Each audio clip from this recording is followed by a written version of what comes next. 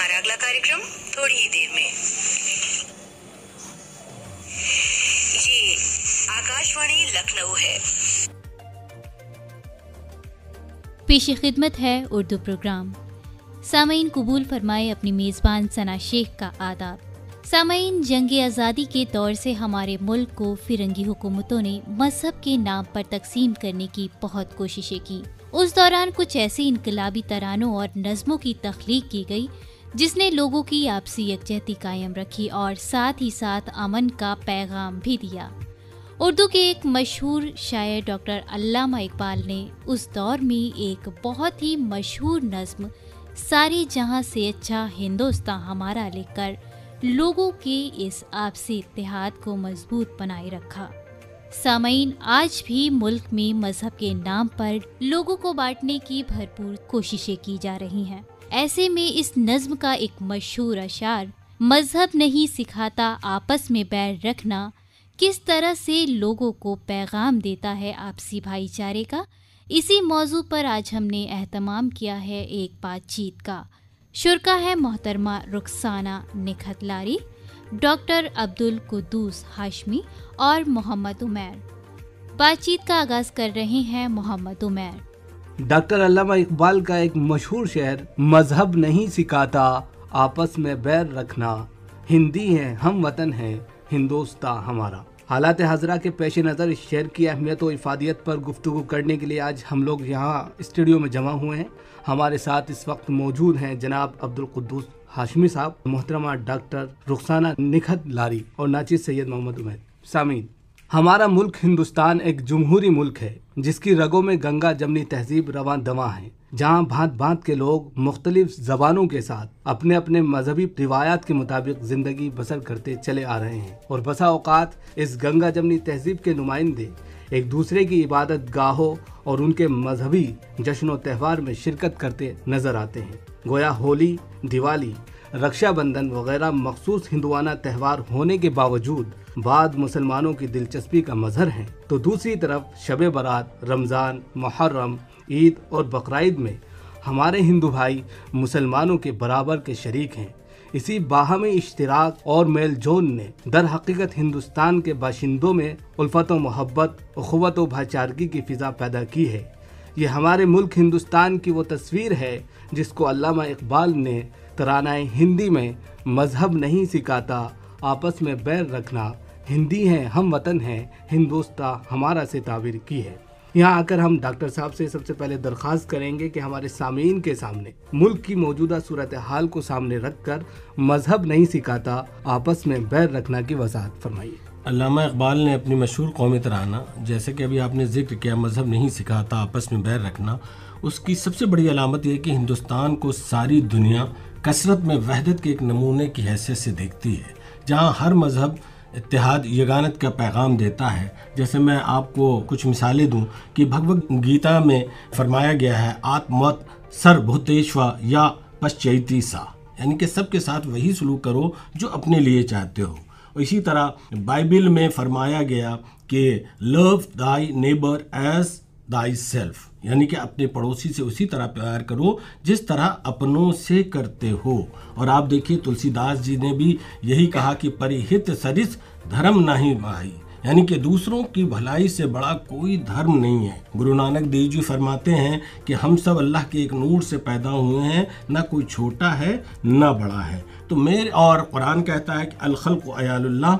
यानी कि सारी मखलूक अल्लाह का कुंबा है। गांधी जी ने फरमाया, ईश्वर अल्लाह तेरो नाम सबको सम्मत दे भगवान। और इसी को अल्ताफ़ हुसैन हाली ने इन्हीं माकुलात की रोशनी में ये कहा कि यही है इबादत, यही दीनो ईमा के काम आए दुनिया में इंसान के इंसान। तो आज जो मजहब की हकीकत है वो दरअसल इंसानियत और मोहब्बत के पैगाम को आगे ले जाने की है। तो मैं जहाँ तक समझता हूँ कि मोहब्बत जो है वो हमेशा जो है वो अल्लाह की तरफ से लाया हुआ दीन है, लाया हुआ पैगाम है। उसका मेन मकसद ही यह है कि इंसान इंसानियत के काम है। बहुत अच्छी बात सामने आई कि मजहब के ताल्लुक से कहा जाता है कि मजहब प्रेम की, मोहब्बत की तालीम देता है, आपसी इत्तिहाद की तालीम देता है। जैसा कि अभी डॉक्टर साहब ने वजाहत की कि ہر دھرم کے گرو نے جو بھی بات کہی ہے وہ یہ کہی ہے کہ پریم اور محبت کے ساتھ میں زندگی گزاری جائے اور انسانیت کا خاص طور سے خیال رکھا جائے۔ یہاں کر ہم ڈاکٹر نکھت لاری صاحبہ سے درخواست کریں گے کہ آپ جانتی ہیں کہ ہمارا ملک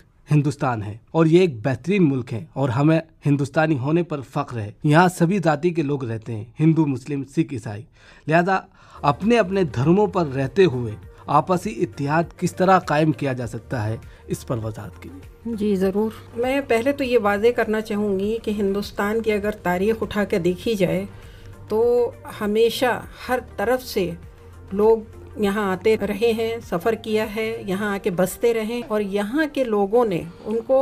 ویلکم بھی کیا ہے، بہت اچھی طریقے سے ان کو خوش آمدید کہا ہے اور گھل مل کے رہے ہیں ہمیشہ۔ جو باہر سے آنے والے تھے انہوں نے یہاں کے لوگوں کے تہذیب و تمدن کو، کلچر کو اپنایا، اور جو یہاں کے خود باشندے تھے ہندوستان کے، انہوں نے ان لوگوں کی زبان کو سیکھا جو باہر سے آنے والے تھے اور ان کی اچھی چیزوں کو اپنایا، اور یہاں تک کہ شادیاں بھی آپس میں ہوئیں، گھر بسائے گئے، ٹریڈ ہوا۔ جہاں تک اسلام کی بات ہے، حضور اکرم صلی اللہ علیہ وسلم کے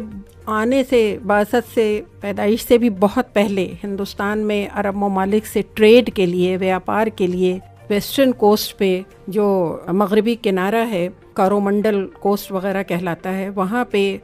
جہازراں آتے تھے اور ہندوستان کے مسالے باہر لے جاتے تھے اور باہر کی چیزیں عرب کی یہاں پہ لاتے تھے۔ ان کی نسلیں ابھی تک بسی ہوئی ہیں یہاں پہ، خاص طور سے دکشن بھارت میں، اور ابھی بھی جو یہاں کے لوگ تھے اور جو وہاں سے آئے تھے ان کے رسومات میں بہت سی چیزیں یکسانیت نظر آتی ہے۔ تو جو مذہب کی جہاں تک بات ہے، اگر ہم کسی کے مذہبی کتاب کو اٹھا کے دیکھیں تو جو ٹیچنگز ہیں وہ سب کی یکساں ملیں گی ہم کو، یعنی سچ بولو، انصاف کرو، چوری بے ایمانی نہ کرو، اور غریبوں کی مدد کرو، اور گرے ہوئوں کو اوپر اٹھاؤ، اور انسانیت کا درس ہر ایک میں دیا گیا ہے۔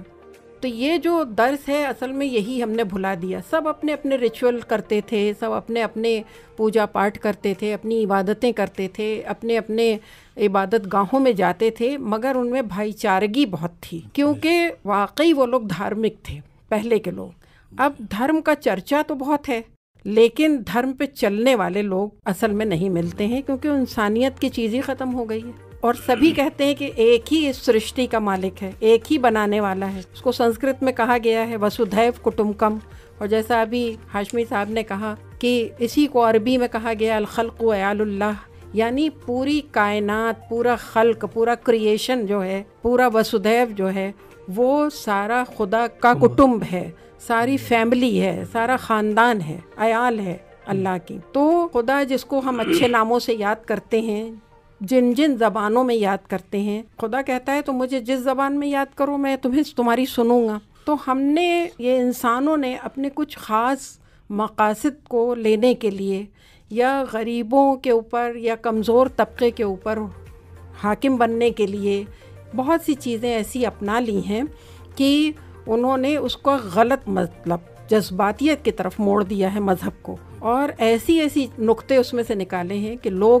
جو ہیں وہ بھڑک جاتے ہیں اور اس کو سمجھ نہیں پاتے ہیں، اور مذہب کے نام پہ وہ ایک دوسرے سے برسر ایک پیکار ہو جاتے ہیں، سامنے آ جاتے ہیں، لڑنے جھگڑنے لگتے ہیں، حالانکہ ایسا نہیں ہونا چاہیے۔ جی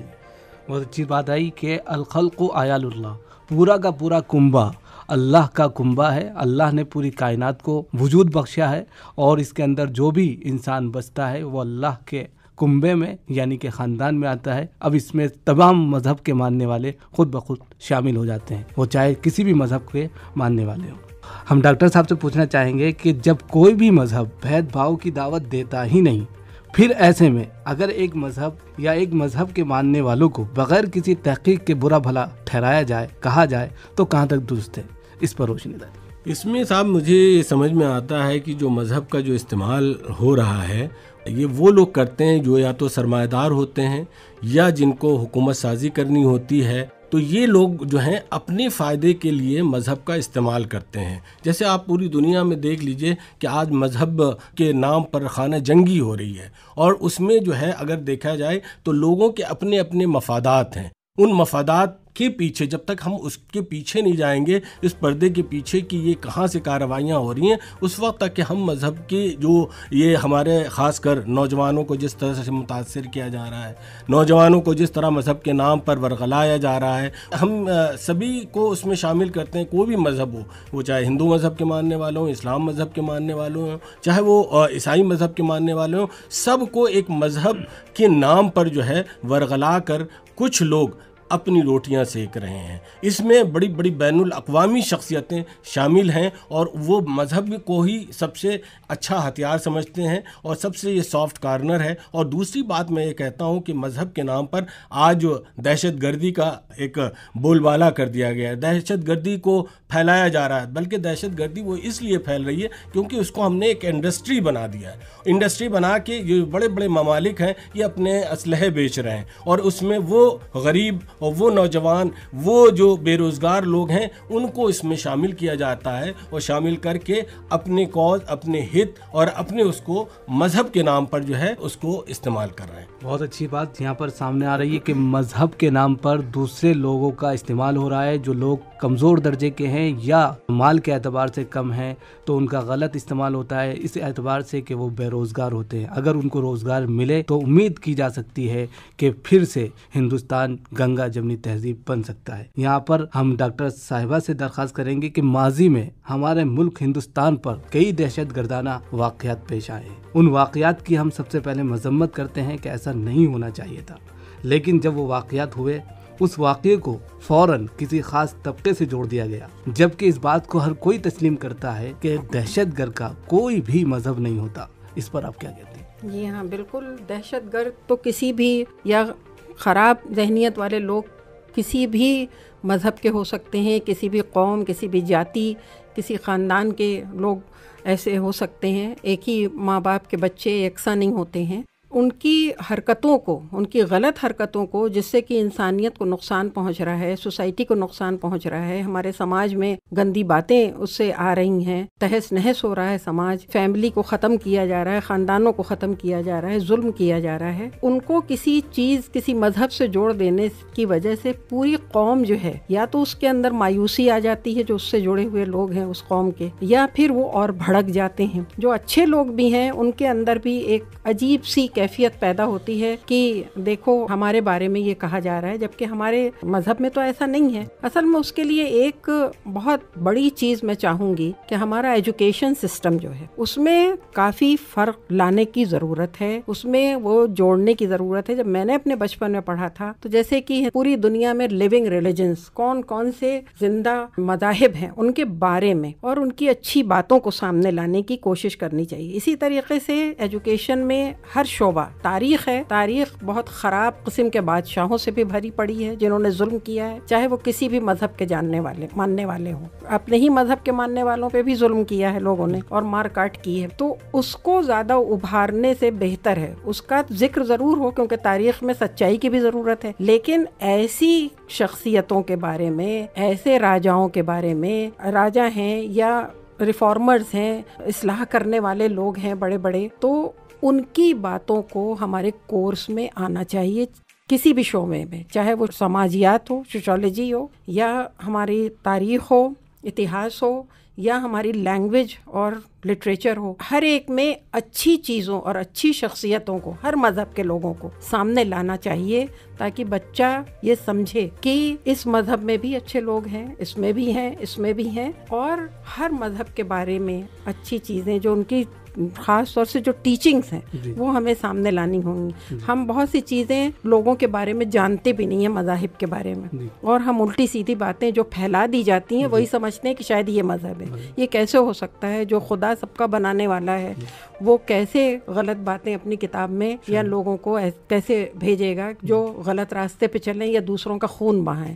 یہ تو قرآن پاک میں لکھا ہے کہ اگر ناحق کسی کا, ایک انسان کا بھی خون بہایا گیا, جیسا کہ آدم علیہ السلام کے زمانے میں ہو چکا تھا جو پہلے انسان تھے, تو سب کا خون اس کے اوپر آئے گا. تو خون بہانا ناحق, یہ تو بالکل ہی غلط ہے. لیکن اگر کوئی غلط کام کر رہا ہے تو انصاف کا تقاضا ہے کہ اس کو سزا دی جائے, تاکہ آئندہ سوسائٹی میں جو سماج میں اور لوگ ہیں غلط کام کرنے والے وہ سمجھیں کہ ہاں سزا ملتی ہے اس کام کے کرنے پہ.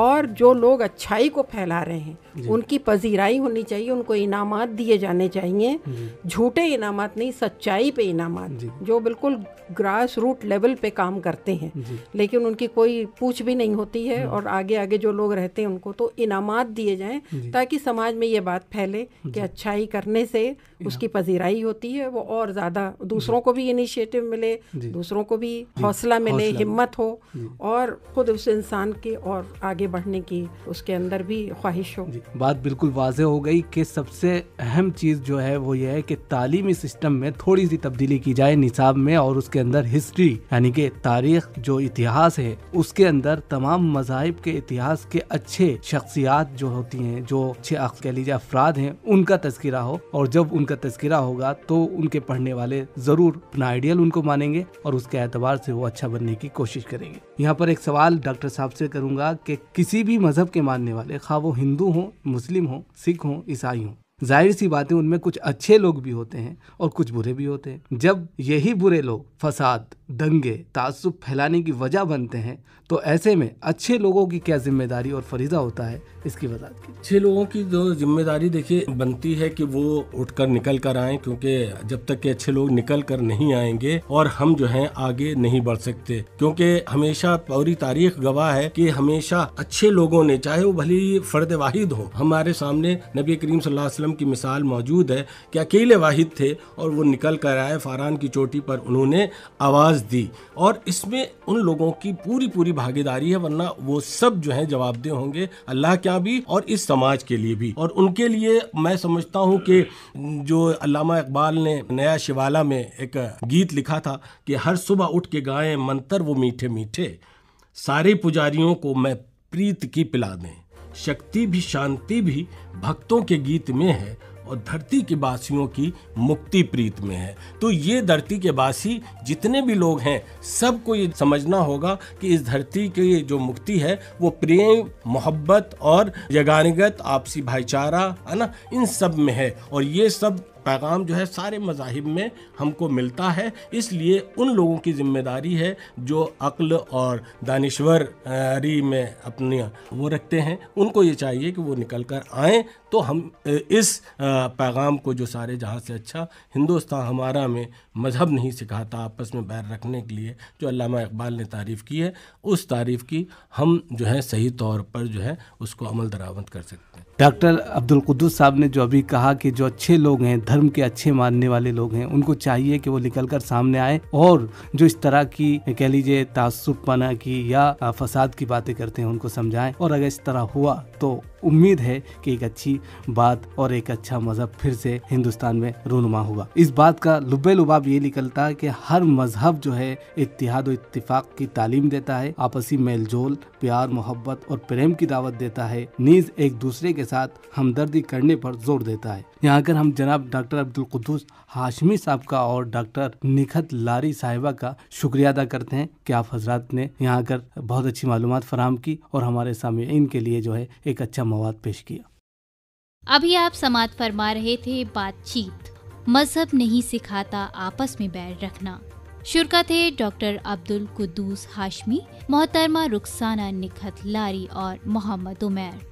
آپ کو ہمارا آج کا یہ پروگرام کیسا لگا، اس بابت آپ ہمیں خط لکھ کر بھی اطلاع کر سکتے ہیں۔ ہمارا پتہ ہے اردو پروگرام، واسطے اسٹیشن ڈائریکٹر، آل انڈیا ریڈیو 18 ودھان سبھا مارگ، لکھنؤ۔ اب آج کا اردو پروگرام یہیں ختم کرنے کی سنا